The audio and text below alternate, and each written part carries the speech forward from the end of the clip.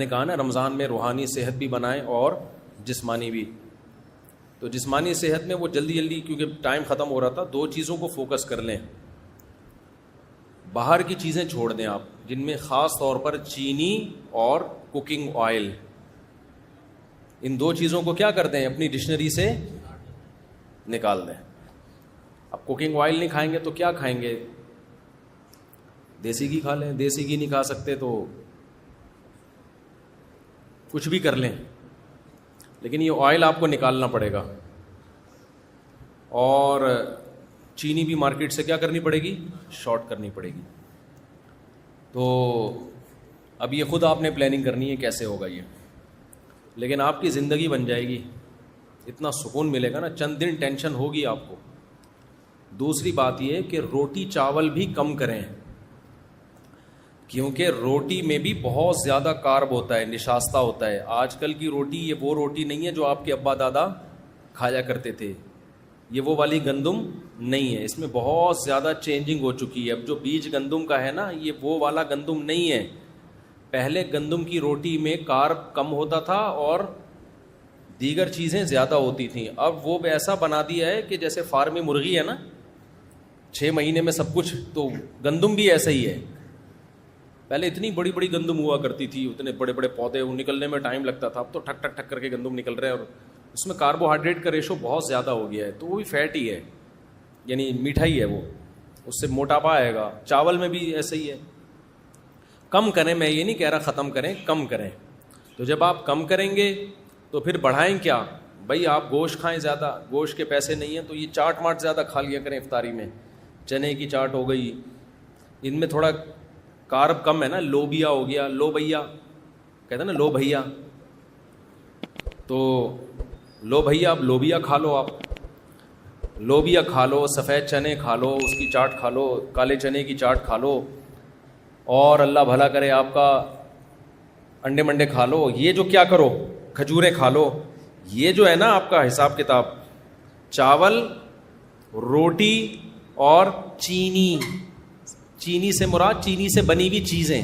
پتہ چلا آپ نے چینی چھوڑ دی, رسگلے کھا رہے ہو آپ, کہ چونکہ میں چینی نہیں کھاتا, تو رسگلہ تو چینی ہی ہے نا. تو یہ چند چیزیں آپ رمضان میں تھوڑا سا ان سے ایوائڈ کریں. دوبارہ بہت لمبا بیان ہو گیا تو مختصر کر کے بتا دیتا ہوں. روٹی چاول ختم نہیں کرنے, بلکہ کیا کرنا ہے, کم کرنے ہیں. نمبر 2, چینی کو کیا کرنا ہے, ختم کر دو چینی کو. نمبر 3, کوکنگ آئل نکال دو اپنی زندگی سے, خاص طور پہ رمضان میں تو نکالو نا. زیتون کا جو آئل آتا ہے نا, وہ پی لیا کرو. وہ نہیں ہوتا ایکسٹرا ورجن جو ہوتا ہے, اب وہ پینے میں, وہ بھی پکا کے نہیں کھانا ہے. زیتون کا تیل پکا کے خراب ہو جاتا ہے. دیسی گھی پھر بھی تھوڑا بہت پکا سکتے ہیں, زیتون کا تیل نہیں پکا سکتے. تو یہ آپ نے رمضان میں چند کام کرنے, کوکنگ آئل کو نکال دیں, چینی کو نکال دیں, روٹی چاول کم کر دیں. پھر آپ نے کیا کھانا ہے بھائی, گوشت کی مقدار بڑھا دیں. آپ گوشت موش کھایا کرو, پھوڑا پھاڑا کرو, دیسی گھی ہے وہ کھا لیا کرو. اور اللہ بھلا کرے انڈے منڈے پھوڑ دیا کرو, انڈے بھی ہاف بوائل کر کے پھوڑو.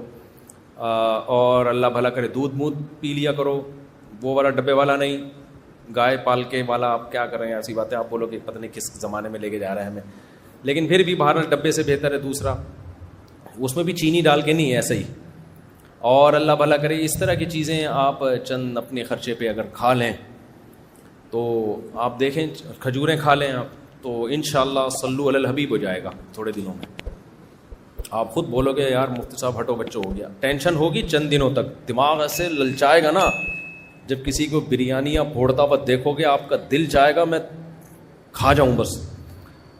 لیکن تھوڑے دنوں میں آپ کو جب اچھا کھانے کی عادت پڑ جائے گی تو پھر کیا ہوگا کہ آپ کو جب دماغی مینٹلی صحت, جسمانی صحت اچھی ہوگی نا, تو پھر آپ کو اچھی خوراکوں میں مزہ آنا شروع ہو جائے. کبھی کبھار پھوڑو بریانی, بریانی تو کراچی کا ایک سوغات ہے, کون چھوڑ سکتا ہے کبھی کبھار. لیکن وہ جو بریانی آپ نے کبھی کبھار پھوڑنی ہے, وہ بھی ذرا اچھے ہوٹل والی بریانی ہو یا گھر کی بریانی ہو. کیونکہ آج کل جو چاول آ رہے ہیں نا بریانی کے, وہ چاول بھی ایسے غلط قسم کے چاول آ رہے ہیں کہ وہ کھانے میں بڑے مزیدار ہوتے ہیں, پیٹ میں جا کے وہ پتھر بن جاتے ہیں, پالش ہوتی ہے ان چاولوں کے اوپر, سمجھتے ہو؟ تو پتہ نہیں کیا کیا آ رہا ہے یار, ابھی کیا کیا رونا روئے ہم بیٹھ کے. تو بہت ہی بربادی ہو رہی ہے. یہ میری فیلڈ میڈیکل سائنس نہیں ہے. آپ کہہ سکتے ہیں آپ کیوں یہ باتیں کر رہے ہیں. دیکھو میں ہسپتالوں میں بھی جاتا ہوں بیان کے لیے نا. ابھی میں گیا لاہور میں ایک ہاسپٹل میں, اس ہاسپٹل میں مریضوں کا فری میں علاج ہوتا ہے. جیسے انڈس ہاسپٹل ہے نا, بڑا اچھا معیاری ہاسپٹل ہے, فری میں کروڑوں روپے کا بجٹ ہے ان کا, اور سال کا اربوں میں پہنچتا ہے. وہ سارا بجٹ کون پورا کرتا ہے؟ پبلک. لوگوں کی زکاتیں ہیں, صدقہ ہے, خیرات ہے, ان سے مریضوں کا فری علاج ہوتا ہے انڈس ہاسپٹل میں. اسی طرح لاہور میں ہے الحجاز ہاسپٹل, وہ بھی فری علاج ہوتا ہے وہاں پہ. تاجر بڑے ایماندار وہاں کے. میں گیا, میں نے وہاں جا کے ایک چیز دیکھی, ڈائلسس کے جو پیشنٹ ہیں اس میں گیا, لائن سے لوگ لیٹے ہوئے ہیں, جوان آدمی گردے گنوا بیٹھے ہیں اپنے. شوگر کے پیشنٹ کو دیکھیں گے, ینگ لڑکے 35 سال 40 سال شوگر کے پیشنٹ. ہارٹ کے پیشنٹ کو آپ دیکھیں گے, ینگ لوگ, جوان لوگ ہارٹ پیشنٹ. کروڑوں روپے کا لوگوں کا سرمایہ زکاتوں کا ان مریضوں کے علاج پہ خرچ ہو رہا ہے. انشاءاللہ ثواب ملے گا, اچھی بات ہے, علاج ہونا چاہیے بھائی. گورنمنٹ اپنی ذمہ داری پوری نہیں کرتی, چلو عوام. لیکن میں نے وہاں مینجمنٹ سے کہا کہ اتنے کروڑوں روپے ان لوگوں کے علاج پہ خرچ ہو رہے ہیں, تو کچھ سرمایہ آپ وقف کریں لوگوں کو اویئر کرنے کے لیے کہ بھائی ڈائلسس کے پیشنٹ بنتے کیوں ہوں, ایسے کام کیا کر رہے ہو کہ 40 سال کی عمر میں تمہارے گردے جواب دے گئے ہیں, تو کچھ پیسہ اس پہ بھی تو خرچ ہونا چاہیے. ابھی پھر مجھے غصہ آنا شروع ہو رہا ہے, تاکہ قوم کا یہ پیسہ کسی اور جگہ استعمال ہو نا. دیکھو دوبارہ سے, ابھی سمجھ میں نہیں آیا. آپ کے پاس 4 لاکھ روپے ہیں, آپ نے کسی غریب پہ خرچ کرنے ہیں, کسی مستحق پہ. 4 آدمی ایسے نکلے جو برگر کھا کے, پیزے پھوڑ کے, اور کولڈ ڈرنک پی کے, سگریٹیں پی کے, چرس پی کے, اور بالکل نیچر کے خلاف لائف اسٹائل اختیار کر کے چاروں پیشنٹ بن گئے شوگر کے اور گردوں کے. ٹھیک ہے نا, وہ چاروں کس کے پیشنٹ بن گئے؟ شوگر اور گردوں کے. آپ نے 4 لاکھ روپے ان کے علاج پہ لگا دیے. ٹھیک ہے, آپ کو نیت کا ثواب ملے گا انشاءاللہ. لیکن عقل مند آپ کو مشورہ دے گا کہ یار یہ جو 4 آدمی پیزے پھوڑ رہے ہیں اور صبح شام بوتلیں چڑھا رہے ہیں, پان گٹکے کھا رہے ہیں, سگریٹیں پھونک رہے ہیں, ان کا بے تحاشا پیسہ ان فضول چیزوں پہ خرچ ہو رہا ہے. تو آپ کو اللہ نے 4 لاکھ روپے دیے, اس سے پہلے کہ یہ مریض بنے آپ 1 لاکھ روپے اس پہ خرچ کر دو کہ یہ انسان کے بچے بن جائیں. وہ 1 لاکھ میں بن جائیں گے. 1 لاکھ روپے میں آپ کیا کرو, ایک ورک شاپ کرواؤ, یا یوٹیوب کا کوئی چینل خرید لو, اس پہ لوگوں کو اویئر کرو, یا کسی مشہور آدمی کا سے ایک ڈاکومنٹری بنوا لو, تاکہ جو مشہور لوگ ہوتے ہیں ان کی بات پھیلتی جلدی ہے, جس میں ان کو پیزے برگر کے نقصانات, کولڈ ڈرنک کے نقصانات, پان گٹکے کے نقصانات, چرس اور فضول چیزوں کے نقصانات بتائے جائیں. تو 1 لاکھ روپے میں ان کی کھوپڑی میں یہ بات بیٹھ جائے گی کہ ہمیں یہ فضول چیزیں نہیں کھانی چاہیے. کھانے کی چیزیں ہمارے کیا ہیں؟ کھجور کھاؤ میرے بھائی, شہد کھاؤ, اور اللہ بھلا کرے آپ کا روٹی چاول پہ کنٹرول کرو, تھوڑا کم کھاؤ, ایکسرسائز کرو, ورزش کا بہت بڑا دخل ہے, روزے رکھو. وہ 1 لاکھ میں کیا ہوگا کہ قوم کا بہت بڑا سرمایہ بھی بچ جائے گا, اور لوگ ڈائلسس پیشنٹ بنیں گے ہی نہیں. اب سمجھ میں آیا میں کیا کہنا چاہ رہا ہوں؟ تو دیکھو, غریب کی خدمت صرف یہ نہیں ہے کہ جو ڈائلسس پیشنٹ ہیں یا شوگر کے پیشنٹ ہیں یا جو ہارٹ پیشنٹ ہیں, زکاتوں سے ان کا علاج کراؤ. اس سے بڑی خدمت یہ ہے کہ آپ پہلے سے ان کو گائیڈ کرو, اویئر کرو, تاکہ وہ ایسے پیشنٹ بنے ہی نہیں. اب آئی سمجھ میں بات کی نہیں آئی؟ تو یہ بھی مذہب کا ٹاپک ہے یا نہیں ہے؟ میں آپ کو ترغیبیں دوں کہ ڈائلسس کے پیشنٹ پہ آپ زکاتیں خرچ کریں, آپ کو بہت ثواب ملے گا. ٹھیک ہے, یہ بھی میرا موضوع ہے. اس سے زیادہ میں اس کو فوکس نہیں کروں کہ یار لوگوں کو اویئر کرو تاکہ وہ ڈائلسس پہ جائیں نہیں نا, گردے بچا کے رکھیں اپنے. لیکن کوئی مولوی اس پہ بات کرے گا تو لوگ کہیں گے یار ہم سے نماز روزہ سننے کے لیے آئے اور یہ کیسی باتیں کر رہا ہے. تو بھائی بات وہی کر رہا ہے, زکوٰۃ کا مقصد غریبوں کی مدد ہے یا نہیں ہے؟ تو غریبوں کی مدد اس زکوٰۃ دینے میں اتنی نہیں ہے جتنا ان سے کولڈ ڈرنک, پان گٹکے اور سگریٹ چھڑوانے میں ہے. اور یہ تو صرف غریبوں کی نہیں, امیروں کی بھی مدد ہے. جب بستر پہ لیٹو گے نا جا کے, امیر ہو یا غریب, دن میں تارے نظر آ جائیں گے جب آپ کو ڈائلسس شروع ہوگا آپ کا. اللہ بچائے سب کو. ایک بیماری وہ ہوتی ہے جو قدرت کی طرف سے ہو, وہ پیغمبروں کو بھی ہوتی ہے. پیغمبروں کو بیماریاں کسی بد پرہیزی کی وجہ سے نہیں ہوتی, وہ قدرت کی طرف سے ہوتی ہے. جیسے کہ ابراہیم علیہ السلام نے فرمایا وَإِذَا مَرِضْتُ فَهُوَ يَشْفِينِ, جب میں بیمار ہوتا ہوں تو میرا اللہ مجھے شفا دیتا ہے.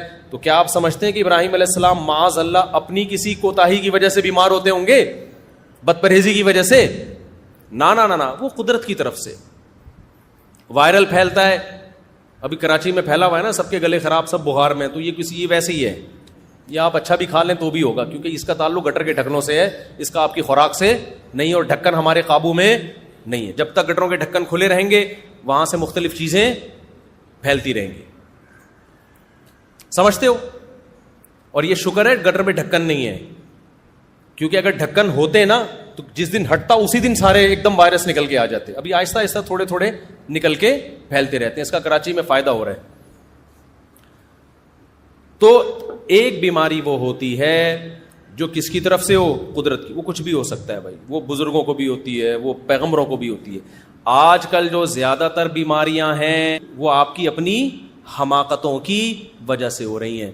آپ اپنے باپ دادا کو دیکھو یار, 90 سال 95 سال 85 سال, ہم تو جنازے دادیوں نانیوں کے دادوں نانوں کے پڑھتے تھے. اب تو کسی دادی کا دادے کا جنازہ ہی نہیں آ رہا. 60 سال 65 سال 60 سال 65 سال 60 سال 65 سال. کل میں نے ایک جنازہ پڑھایا, اچانک ایک خاتون کا انتقال ہو گیا. وہ بیچارے بھائی, ان کے اولادیں بہت رو رہی, اتنی ایج نہیں تھی ان کی. کہہ رہے ہیں بیٹھے بیٹھے ہارٹ اٹیک ہوا ہے, بیٹھے بیٹھے ہارٹ اٹیک ہو رہے ہیں, بیٹھے بیٹھے گردے خراب ہو رہے ہیں, بیٹھے بیٹھے جناب برین ہیمریج ہو رہا ہے, اور کم عمر لوگوں کو ہو رہا ہے یہ. تو آپ زکاتوں سے غریبوں کا یقیناً علاج کریں, آپ صدقات و خیرات سے غریبوں کا یقیناً علاج کریں. لیکن مالداروں کو چاہیے کہ کچھ پیسہ وہ وقف کر دیں لوگوں کو اویئر کرنے کے لیے کہ تمام دوائیں بچوں کی پہنچ سے دور کیسے رکھی جاتی ہیں. لائف اسٹائل کو چینج کرنا پڑے گا. اس کے لیے ہمارے ہاں نہ حکومتی سطح پہ کوئی محنت ہو رہی ہے, نہ ڈاکٹر حضرات اس پہ کوئی لوگوں کو اویئر کر رہے ہیں. چند ڈاکٹروں کے علاوہ ڈاکٹر صاحب بھی کلینک کھول کے بیٹھے ہوتے ہیں, انجیکشن ہاتھ میں لے کے بیٹھے ہوتے ہیں. جو آ رہا ہے, بخار آ رہا ہے, ٹھوک دیا ٹیکا, دوسرا آیا ٹھوک دیا ٹیکا, اس کو میڈیسن لکھ کے دے دی, نوٹ بھی مل رہے ہیں, چھپ رہے ہیں. ٹھیک ہے, ہم اس کو, وہ آپ کی فیلڈ ہے, آپ زیادہ بہتر جانتے ہیں. لیکن ڈاکٹروں کو چاہیے کہ بھائی لوگوں کو آپ باقاعدہ ورکشاپ کروائیے, جو سنجیدہ ماہر ڈاکٹر ہیں, جو ایکسپرٹ ہیں. ورنہ ڈاکٹروں میں بھی ہر طرح کے ہیں, منجن بیچنے والے بھی بہت سارے ہیں. ایسا نہ وہ ورکشاپ کے نام پہ پتہ نہیں کیا کروا دیں. جو ایکسپرٹ ڈاکٹر ہیں, جن کی ریسرچ ہے, جن کی تحقیق ہے, جن کا تجربہ ہے, ان کو چاہیے کہ لوگوں کو اویئر کریں, لوگوں کو بتائیں کہ یہ کیا جو آپ کھا رہے ہو, اس سے ہسپتالوں کی ڈاکومنٹری بناؤ. میرا ارادہ ہو رہا ہے میں ڈاکومنٹری بناؤں گا اسپتالوں کی جا کے, کہ یہ دیکھو 35 سال کا نوجوان, گٹکے کی وجہ سے اس کے منہ کا حال دیکھو آپ, منہ کا کٹا ہوا ہے منہ اس کا. کیونکہ میرے پاس جب گٹکا کھانے والا آتا ہے نا, میں اس کو کہتا ہوں منہ کا کینسر ہوتا ہے, اس سے اس کو ڈر نہیں لگتا جب تک کوئی کینسر کا پیشنٹ اس کو دکھایا نہ جائے.